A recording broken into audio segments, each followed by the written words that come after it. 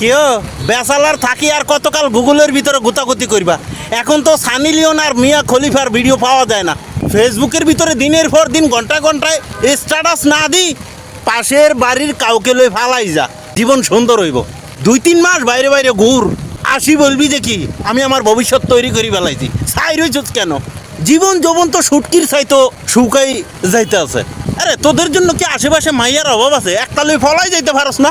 আশেপাশে যদি কারো সাইকেল থাকে সাইকেল বিক্রি করি এলা, টিয়া না থাকলে কাশেম কাকার দোকানে যায় সাইকেল এটা বিক্রি করি, কিছু টিয়া লই মাইয়া এটাকে লই বিভিন্ন জায়গায় ঘুর 2-3 মাস। এইভাবে রাস্তার আশেপাশে বসে বসে মাইয়া দিকে না তাকাই, সেকেন্ডে ফেসবুকে স্ট্যাটাস না দিই, সানি লিওন মিয়া খলিফার ভিডিও গুগলে না খুঁজি, টাকিরিং করি বিয়া করি এলা, জীবন সুখী হয়ে যাবে, ধন্য হয়ে যাইব, আনন্দময় হয়ে যাইব, অভাব অনটন চলে যাইব।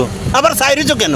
আর কতকাল ফেসবুকে সুন্দর সুন্দর মায়ের প্রোফাইল গাইডবা, চাই আফসোস করবা। কোলবালিশকে কতকাল অত্যাচার করবা। কোলবালিশ তো ফুটো হয়ে গেছে, কোলবালিশ শিক্ষর মারি এখন বলে আমাকে স্যার আমাকে স্যার আমাকে স্যার।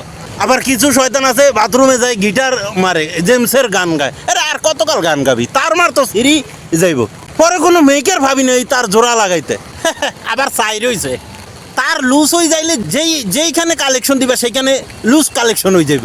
এরপরে যতই গুতাগাতি করো কালেকশন আর টাইট হইতো না।